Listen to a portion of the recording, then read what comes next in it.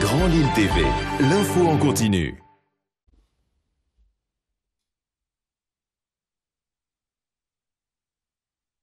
Toute l'actualité dans la région des Hauts-de-France et tout de suite, bienvenue à toutes et à tous. On fait le point sur l'info près de chez vous.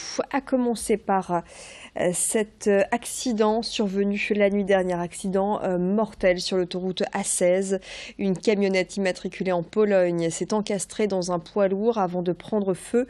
Le poids lourd était immobilisé en raison d'un barrage installé par des migrants à hauteur de la commune de Gand.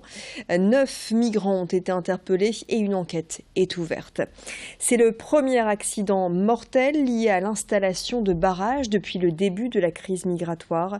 Le ministre de l'Intérieur, Gérard Collomb, a d'ores et déjà annoncé sa venue prochaine à Calais, sûrement pour constater que la crise migratoire n'est pas terminée malgré le démantèlement de la jungle. Natacha Bouchard, la maire de Calais, a elle aussi réagi. Écoutez-la, c'était cet après-midi en conférence de presse à Calais. C'est au gouvernement de trouver des places dans les CAO et de négocier avec les maires pour qu'il y ait cette prise en charge. La seule chose sur laquelle il faut faire très attention dans ces CAO, c'est qu'il faut faire attention à qui on confie cette mission pour que l'encadrement et l'accompagnement soient bien, en tous les cas, sous l'autorité de l'État pour éviter que ces personnes ne ressortent et ne refassent le chemin et reproduisent systématiquement les mêmes effets. Voilà, donc Natacha Bouchard, quant au flux de nouveau de migrants du côté de Calais après le démantèlement de la jungle. Événement culturel à présent à la Cité de la Dentelle et de la Mode à Calais. 2 ans après la séquence consacrée à Cristobal Balenciaga, c'est un autre créateur qui est mis à l'honneur, Hubert de Givenchy.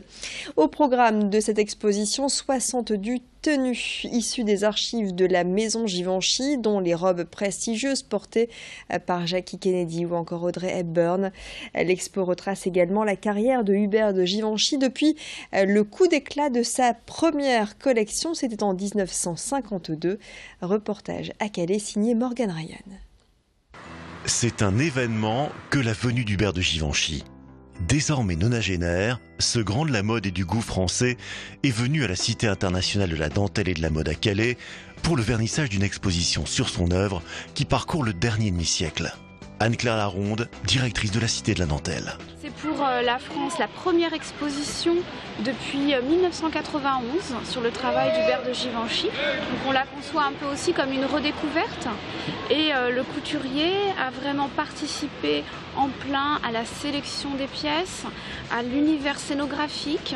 Il a vraiment installé les silhouettes, accessoirisé les tenues. C'est vraiment son regard. Et on voit d'ailleurs, c'est des partis pris très tranchés qu'il a choisis. Pour ça, il faut découvrir l'exposition. Des robes pour l'histoire, comme celle portée par Jackie Kennedy et Yvonne de Gaulle lors de l'entrevue de leurs célèbres maris respectifs. Des robes de stars, comme celle qu'Audrey Hepburn porta dans le film Comment voler $1 million.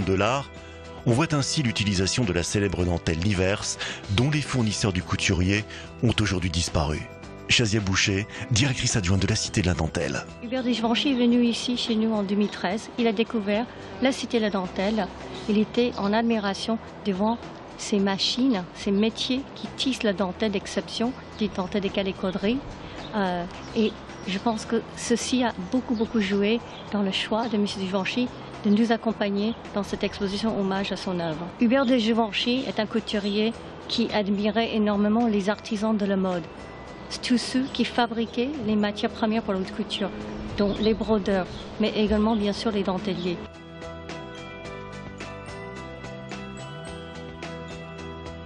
Venu à Calais à la rencontre d'une foule nombreuse de journalistes, Hubert de Givenchy a souhaité s'exprimer quelques instants avant de s'éclipser.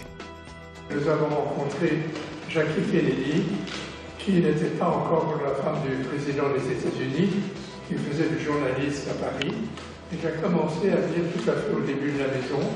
Et c'était une femme, comme vous le savez, moderne, actuelle, je dirais, c'est la même chose, et élégante, qui aimait les vêtements.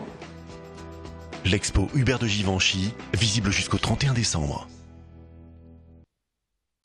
Un bon plan à présent pour effectuer le trajet Lille-Dunkerque en voiture avec cette ligne de covoiturage développée par une filiale de la SNCF. Elle fonctionne grâce à une application mobile. Elle s'adresse à la fois aux conducteurs et aux passagers. Dunkerque, Petite-Sainte, Steenvoorde, Hasbrook, Bailleul, Nieppe, mais aussi le port de Lille ou encore les 4 cantons, autant de destinations desservies par cette ligne. Avec plus de 82 000 automobilistes qui se rendent à Lille par l'A25 chaque jour, l'objectif est bien de désengorger cette autoroute et de répondre à une forte demande. Pour les usagers partagés, un véhicule reste également un moyen plus économique pour circuler. Explication au micro de Louis Caillé. On a des retours très positifs puisque du coup on a beaucoup d'inscrits sur cette ligne-là. Il faut s'inscrire sur une application. C'est une application qui est gratuite et qui est disponible sur iOS et Android. Voilà, c'est sans frais et on est soit conducteur, soit passager. Donc en tant que conducteur, on va proposer forcément des places dans son véhicule pour intégrer des passagers sur ce tronçon Dunkerque-Lille. Si on est passager, on peut covoiturer et partager donc un beau moment au lieu d'être tout seul dans des embouteillages pour des tarifs vraiment minimes puisque c'est de l'ordre de 2 €. Donc là, c'est vrai que c'est un démarrage assez fulgurant. On a des chiffres qui sont exponentiels et qui sont même plus élevés que la première expérience sur la ligne de Lyon. Voilà pour ce bon plan covoiturage si vous avez l'habitude de circuler entre Lille et Dunkerque. Et c'est déjà la fin de cette édition régionale. D'ici quelques instants, les prévisions météo, le bulletin complet qui devrait nous confirmer pour ce mercredi encore de fortes chaleurs. Surtout, hydratez-vous bien. Plus de fraîcheur par contre à l'approche de la fin de semaine. On devrait respirer un peu mieux dans la région des Hauts-de-France. Restez avec nous. L'info continue. Prochain flash dans le prochain quart d'heure pour tout savoir sur l'info près de chez vous. Excellent moment à vous tous.